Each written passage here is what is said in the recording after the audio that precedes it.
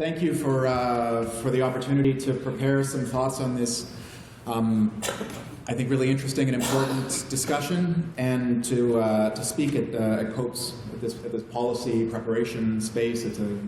I'm honored to be asked and to be welcome here. It makes me happy. So I want to acknowledge first that this meeting is taking place on the unceded territory of the Tsleil-Waututh, Musqueam, and Squamish nations, and that these territories are occupied by us, organizations that are settler in character, and that occupation is unending so far, and is non-consensual with those nations whose land is taken. And I want to think about, Connie asked me to speak about austerity, and I want to mention that a comrade of mine, Herb Barley, who I work with in the Alliance Against Displacement and other spaces, he said the smartest thing I think I've ever heard said about us to characterize what austerity is, and he did it by negating it. He said, what's the opposite of austerity? The opposite of austerity is colonialism. It's the building of railroads, the state-organized theft of land, the massive expenditure of public resources in creating a colonial public space. So I think it's an important sort of condition with which we can talk about austerity, is that social democracy and public investment in wealth, the production of public wealth, is not an uncomplicated thing. In a space where the commons is premised on the theft of Indigenous peoples' land and territory, even that is a fraught thing that we need to think about what it is that we're reconstructing as we move on from the 20th century and try to regain some of the things that we've lost. I also want to thank Connie for bugging me to come. Not been so responsive, and she was very patient with me. And the thoughts I'm going to present today come out of the Alliance Against Displacement. We've been organized. We used to be called the Social Housing Alliance. We've been organizing a discussion group on different themes this year, trying to think about not just the organizing tasks that we have right in front of us, but longer-term visions and problems. So we've done 2 of these class series. The first was about the Black Lives Matter movement in the U.S., and the second is about austerity and neoliberalism. So what I'm going to present today comes out of the reflections of this organization, although the thoughts are my own and not worked out. They haven't been checked with anybody. So all of that, that's a lot of humming and hawing before starting to talk about something.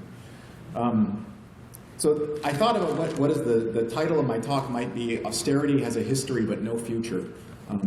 And so I think we have to think about both of those things when we think about how to fight austerity and neoliberalism.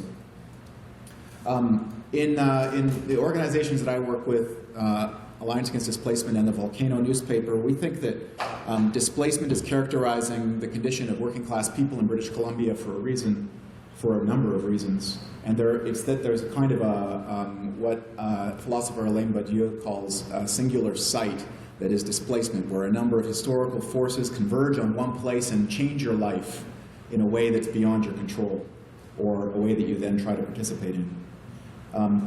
We can think about the economy as having a scissors effect, that on one hand, one blade of the scissors is the resource extraction economy, which is pushing people out of rural spaces, off reserve, and into cities.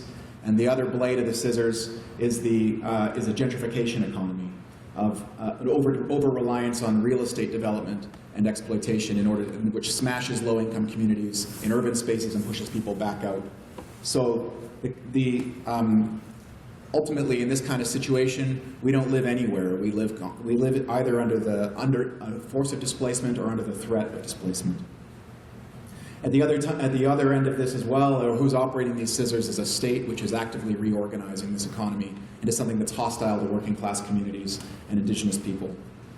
And they're doing that through austerity cuts, so eliminating those non-market spaces that have been sanctuary against the forces of the market, and also by ramping up or encouraging and incentivizing real estate development through, as we see in Burnaby right now, a city council that is well, to be a member of the ruling council in Burnaby, you have to be a member of the NDP. So although it's not directly an NDP council, every member of the council is a member of the NDP, and the trade union movement is proud of the BCA as what they see as the example of what a labor municipal government can do. And they have the lowest regulations against market development of real estate of any municipality in British Columbia. Second to Maple Ridge on some questions, but developers aren't as hungry to build in Maple Ridge as they are in Burnaby for a number of reasons that aren't related to government policy, but are about geography. The effect of this is displacement. And I think that it's important to say that displacement is an effect. And I wish I had like a whiteboard or something to write this down. I'm getting very instructor-minded as I'm working at a university, but displacement is an effect. Austerity is a symptom. Neoliberalism is a condition. Capitalism is a foundation. And the cause, I think, has a bigger history that we have to think about. The cause, I think, is the reorganization of imperialist societies after the Second World War. When we've transitioned from a time of direct imperial rule into a reorganization of global economies on finance levels, where finance capital is playing a bigger role inside these imperialist countries than production. This cause is something that we have to address if we want to deal with displacement and if we want to deal with austerity. So Rosa Luxemburg, 100 years ago in 1913, in her book on the accumulation of capital, argued that social democracy, or reforms that benefit working people, that the function of them within capitalist production is to compete on a national level between different producers. So England would create council housing in order to reduce the cost of housing for workers so that their factories could compete with other factories in other places. This is, I think, established as one reason that we had social democratic reforms, to increase productivity within these powerful states. Another reason, which is, I think, accepted as truth, is after the Second World War, there was a massive influx of wealth from the Canada being on the winning side of that imperialist competition, and that was distributed amongst the working class through what Marx refers to as the aristocracy of labor, or the labor aristocracy. I think that both of these conditions have changed. After the Second World War, neoliberalism began to percolate. David Harvey argues that right-wing think tanks started to organize for the rollback of the welfare state at the very moment that the welfare state started to emerge. Lisa Dugan, a feminist and labor historian, argues that this dovetailed with a libertarian current in radical social movements. So in 1968, one of the characteristics of the social movements was not only being against capitalism, it was also being against bureaucracy and against massive state apparatuses that control people and for an individual freedom. But as Stuart Hall says, that was contradicted by the inability of the left to articulate freedom in a meaningful way. But who could articulate freedom in a meaningful way was Margaret Thatcher, unfortunately. Margaret Thatcher's articulation of freedom spoke to working class people who were sick of being told what to do by a welfare state and who saw no positive example in the USSR after kind of the 58 revelations of the level of totalitarianism in these spaces. This led to 3 decades of disorganization of working class people's cultures and institutions. In British Columbia, we know that most pointedly as the Gordon Campbell years and the attacks on trade union power and on poor people's infrastructures. On an economic level, this translated into a shift towards a global economy. In 2002, only 40% of the workforce in the Lower Mainland worked in what we call the service economy, which is, in one level, a very underpaid or low-paid level of workers who are predominantly women, and another level are almost like a middle-class administrative layer that does social services, also overwhelmingly staffed by women, and also low-paid in relationship to industrial workers, but maybe partially more secure. In 2012, the service economy, the certain number of service workers in the Lower Mainland had doubled to 78%. So we've seen a reorganization of what we understand as the working class from being based in production and producing wealth in society and holding a latent power by being able to withhold those powers of production to what we hear ubiquitously in political discourse in Canada, which is that we refer to working class people now as middle class, an identity that is based around consumption and where we understand our position of power within society as how much money we have to spend, rather than our relationship to production and the potential power that we hold as a social group because of that.